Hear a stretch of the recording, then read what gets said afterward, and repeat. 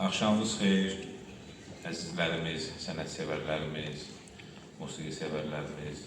Muğam Mərkəzinin növbəti gözəl tədbirində, layihəsində sizləri çox xoş gördük. Çünki mən həmişə təkrar edirəm böyük həvəslə bunu ki, Muğam Mərkəzi, Beynəlxalq Muğam Mərkəzi fəaliyyətinin bir istiqaməti də bizim Azərbaycan milli mədəniyyətində böyük xidmətləri olan sənətkarların xatirələrinin yad edilməsi, yubiley gecələrinin keçirilməsi və bu cür tədbirlərdir ki, biz bunu bir mənəviyyat borcu hesab edirik həmişə bu tədbirləri keçirməyə və sizə də təşəkkür edirəm ki, həmişə xatırlayırsınız, gəlirsiniz bu cür tədbirlərdə, həmişə zalı biz dolu görürük. Bugün də çox əvəzsiz bir sənətkarımızın mərhum Ədalət Vəzirovun 75 illik yubileyini qeyd edirik. Sənətkar var ki, onun haqqında danışmağa, indi biz həm aparıcı olanda, həm ümumiyyətlə haradasa müsahibə verəndə söz tapa bilmirsən danışmağa, o mənada ki, bilmirsən yaradıcılığın hansı tərəfinə toxunasan, çünki elə bir danışılası bir şey tapmırsan. Amma elə sənətkar var ki, onun haqqında söz tapmırsan danışmağa, ona görə ki, söz o qədər çoxdur, hiss və duyğular o qədər çoxdur ki, bilmirsən hansı tərəfindən ifadə edəyəsən, onun böyük yaradıcılığının hansı tərəfini əhatə edəyəsən. Ümumilikdə bu tədbiri təşkil edəndə belə qərara gəliblər ki, çıxışlar olmasın, sırf musiqi ifalar olacaq, yalnız bir-iki çıxış nəzərdə tutulub, mənim aparıcılığım və onun yaradıcılığı haqqında bir məruzə tipli bir çıxışımız var. Qalan biz daha çox musiqi dinləyəcəyik, onun yolunu davam elətdirən, Ədalət müəllimin ruhunu öz içində yaşadan sənətkarlarımızın ifalarını, çıxışlarını dinləyəcəyik. Bəzən hansısa insanlar haqqında çox olur, indi ədəbiyyatda da, başqa sahədə də bir növbəsi cümlələrlə deyirik, filan kəs böyük sənətkardır, filan kəs əvəzsizdir, filan kəsin yeri görünür. Amma elə sənətkarlar var ki, onlar haqqında bu sözü ürəklə deyirik.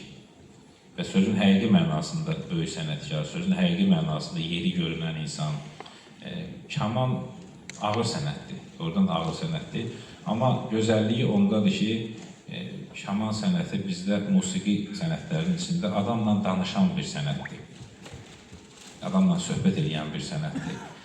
Biz həmişə gözəl kaman ifalarını qulaq asanda bir həm söhbəti dinləyirmiş kimi qulaq asırıq.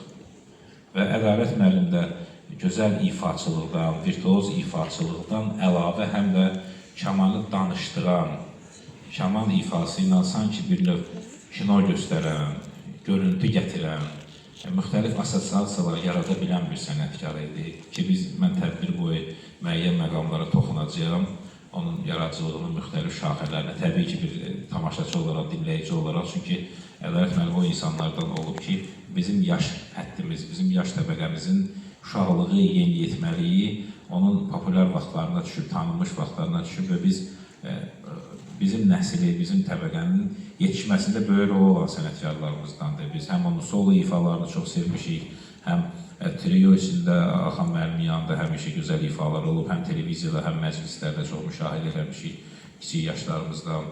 Sonra onun o simfonik konsertlərini çox dinləmişik televiziyada, çox həvəslə. Əfsus ki, canlı dinləmək mənə qismət olmayıb, məhz o konsertləri. Amma televiziyada çox dinləmişik. Yəni, sevə-sevə qulaq asmışıq. Çünki onların da ruhunda bir qəribə özümüzçilik olub da. Baxmayaraq ki, simfonik orkestrdir, baxmayaraq ki, orkestrovkası filanı. Bunlar, belə deyim də, bu klasik Avropa musiqisi üzərindədir. Amma ruhu bizimkidir. İndi onun da səbəblərinə toxunacağım. İlk olaraq mən istərdim, bayaq qeyd elədim, bir çıxışımız nəzərdə tutulub, cəmsi bir çıxış olacaq. Mən səhnəyə dəvət eləmək istəyirəm sənətşünaslıq üzrə elmlər doktoru Leyla Zöhrabovanı. Buyursun Leyla xanım və Ədalət müəllimin yaradıcılığı haqqında maraqlı bir çıxış hazırlayıb. Mənim danışacaqlarım sırf dinləyici tərəfindən alınan hiss və duyğulardır. Amma Leyla xanım onun daha çox peşəkarlıq tərəfini təsvir edəcək. Buyurun Leyla xanım. Çox sağ olun, təşəkkür edirəm. Hörmətli tədbir iştirakçıları, bugün